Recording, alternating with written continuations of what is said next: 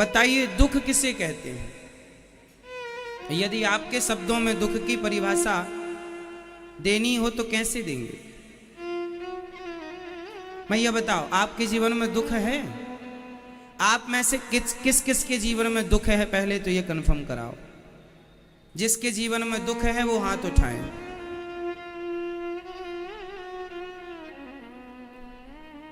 इतने लोगों के आपके भी जीवन में दुख है। क्या दुख है बताओ, क्या दुख है? बैठे बैठे हाँ, भविष्य की चिंता है, ये दुख है।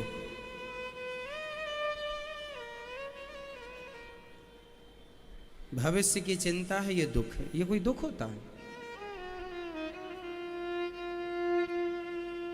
आपसे हमने पूछा दुख किस किस को है, लगभग सभी ने हाथ उठाए, कुछ छोड़। अब आपसे ये सवाल करूं कि दुख क्या है आपको? क्या दुख है? बहू लड़ती है आपसे, ये दुख है? ये कोई दुख है? सास लड़ती है आपसे, ये दुख है?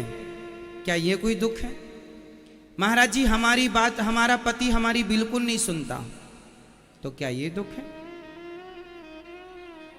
हमारी बात हमारी पत्नी बिल्कुल नहीं मानती, क्या ये दुख है? हमारा बेटा हमारी सुनता ही नहीं, क्या ये दुख है? हमारे भाई ने सारी जमीन कब्जा कर लिया, क्या ये दुख है? क्या दुख क्या है? दुख किसे कहते हैं? आप बताइए, दुख की परिभाषा दीजिए, किसे दुख को परिभाषित कीजिए। जबरदस्ती आप चिल्लाते रहते हैं हम दुखी हैं दुखी हैं। क्या दुख है?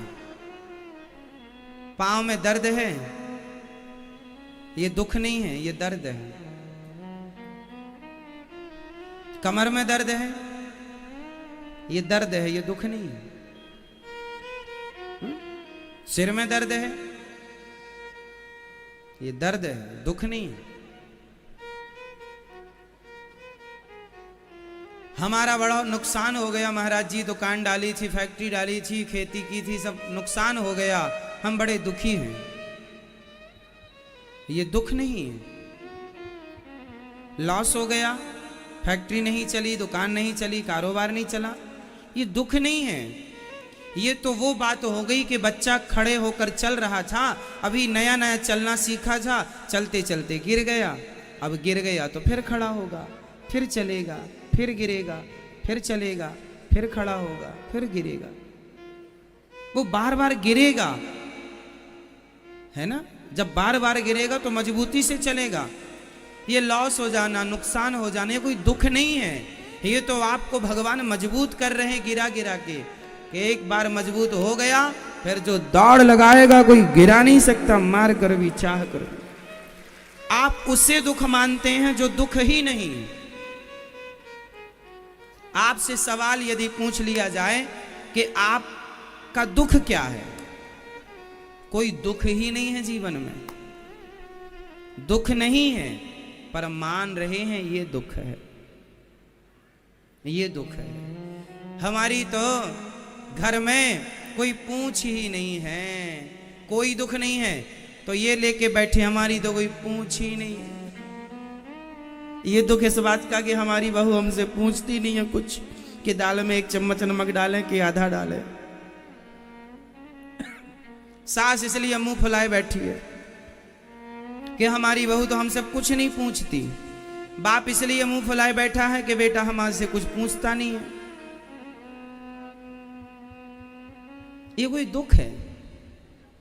कोई दुख नहीं है। सच्चाई बताऊं मेरी मां, सबसे बड़ा दुख क्या है?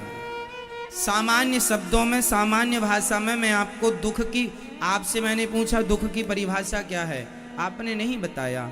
अब यह दास अनिरुद्ध आपको बताएगा दुख की परिभाषा क्या है। सुनो ध्यान से, सारी जिंदगी काम आएगी आपको। दुख किसे कहते हैं? हम जो चाहते हैं, समझिएगा, हम जो हम जो चाहते हैं, हम जो सोचते हैं, हमारी जो इच्छा है वो पूरी ना होना ही आपके हिसाब से दुख है। आप जो चाहते हैं वैसा नहीं हुआ, आप उसे क्या मानते हैं? अरे हमने पत्नी से कहा यहाँ वहां चली गई, सुनती नहीं है, बड़े दुखी हम तो पत्नी से। हमने बेटा से कहा ये करना है, उसने वही नहीं किया, वहां की सब किया, सुनते ही नहीं हमारी महाराज जी, हम तो बेटे से बड़े दुखी हो गए। क्या दुख है? कोई दुख नहीं है। आपके मन की ना होना उसे आप दुख मानते हैं। आपके मन का ना होना आप उसे क्या मानते हैं? दुख मानते हैं। आप कभी विचार करना, एकांत में आज शाम को बैठना और दुख पर मंथन करना। आप सबको एक प्रश्न पूछना है अपने आप से। सवाल पूछिए, क्या मैं दुखी हूं या फिर केवल दुखी हूं का गीत गा रहा हूं? क्यों मेरी मां? आप जितनी मेरी मां, बहन, बेटी, भाई लोग, पिता तुल्य बुजुर्ग बैठे हैं, आप कोई दुखी नहीं है। कोई दुख है ही नहीं आपके जीवन में। बस मान रखा है कि हम दुखी हैं, ये दुख है। हमारे मन की इच्छाएं पूरी नहीं हो रही हैं, उसे हम दुख मान रहे हैं। इसलिए कहता हूं, दुखों से बचना है तो अपने मन को कंट्रोल करो, मन को साधो, मन की उथल पुथल को शांत करो, मन को बहिर्मुखी नहीं अंतर्मुखी बनाओ। और किसी और पर कंट्रोलिंग करने की जरूरत नहीं है, किसी पर निगरानी रखने की जरूरत नहीं है। यदि कंट्रोल करना है तो स्वयं के मन को करो, नजर रखनी है तो अपने मन पर नजर रखो। ये कहां कहां जा रहा है, क्या इसका वहां वहां जाना सही है? सही है? समझाना है तो मन को समझाओ अपने, डांटना है तो मन को डांटो अपने। मन की गति है अटपटी, झटपट लखे न कोय, मन की जब खटपट मिटे तो झटपट दर्शन होए। ये मन आपके सुख दुख का कारण है। मन ही, जिसका मन अनकंट्रोल है, जिसका मन जितना अनकंट्रोल है, मतलब जिसका मन जितना भटकता है वह उतना दुखी होगा, और जिसका मन जितना कंट्रोल है वह उतना, बोलो, उतना सुखी होगा। इसलिए थोड़ा मन की भाग दौड़ को कम कर लो। अच्छा, एक बात प्रैक्टिकल से समझते हैं।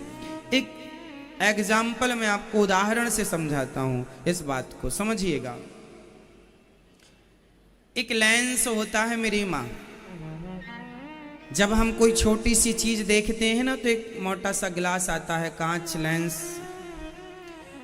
आपने कभी बचपन में देखा होगा, एक कांच होता है जो कागज रख देने पर, सूर्य की किरण पड़ने पर कागज में आग लग जाती है कांच से। कौन कौन जानता है ये कांच? अच्छा, जानते हैं आप? एक गिलास होता है, हम लोग बचपन में उसके संग खेले भी हैं। कागज रख लेते थे, रुई रख लेते थे और धूप में उसे लेकर बैठ जाते थे। उसमें एक छोटा सा गोल डॉट बन जाता था, है ना। फिर थोड़ी देर तक उसको ऐसे पकड़े रहो हाथ से, तो सूर्य के प्रकाश को वो इतना तेजी से फेंकता है कि इतनी गर्मी प्रकट होती है कि कागज में, रुई में आग लग जाती है। अच्छा, एक बात बताओ, माना कि ये कागज है, माना कि फॉर एग्जाम्पल, और माना कि ये कांच है और सूर्य का प्रकाश है। अब मैंने, अच्छा, कितनी देर करने से आग लगती है? कितनी देर? लगभग 3 मिनट 4 मिनट आपको स्थायी उसको रखना पड़ेगा, तब कहीं जाके कागज में आग लगेगी। अब एक बात बताओ, अब मैं उस कांच को यूं घुमाता रहूं, बार बार यूं करता रहूं और 1 घंटे तक करता रहूं, आग लगेगी? आग लगेगी नहीं। और स्थायी रखूंगा तो आग लग जाएगी। बस मेरी माँ, ये तुम्हारा मन ही यूं डोल रहा है, जिस दिन ये मन स्थायी हो गया ना, उस दिन आग लग जाएगी। और जब आग लग जाएगी तो अंदर जितने विषय वासना भरे पड़े हैं सब जल के खाक हो जाएंगे। इसलिए मन को वैसे ही स्थिर करना है जैसे कांच को स्थिर करने से उससे अग्नि प्रकट हो जाती है। मन को स्थिर कर लोगे ना तो भगवान वैसे ही प्रकट हो जाएंगे जैसे कांच के स्थिर से आग प्रकट हो गई। लेकिन चाहिए क्या? स्थिरता। क्या चाहिए?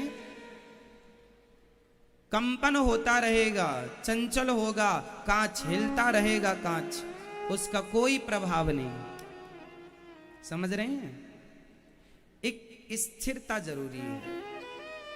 बहुत समय गुजर गया आप लोगों का, अब थोड़ी सी स्थिरता ले आइए।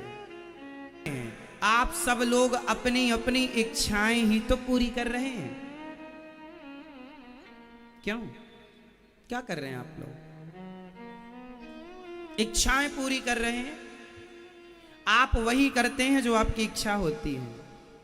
आप ये नहीं देखते कि ये सही है या गलत ना, सही गलत से आपको लेना देना नहीं है। आपकी जो इच्छा होती है आप वो कर डालते हैं, कर लेते हैं। परिणाम बाद में आएगा तब देखेंगे। परिणाम बाद में आएगा, परिणाम बाद में देखेंगे।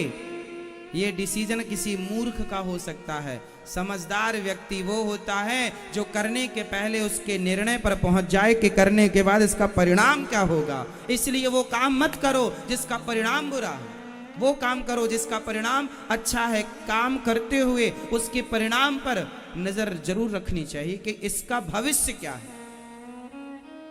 आज ऐसा करेंगे तो कल कैसा होगा। लेकिन आप भविष्य पर दृष्टि ना डालकर आप वर्तमान में खुश रहते हैं। जो मन में आया कर लिया।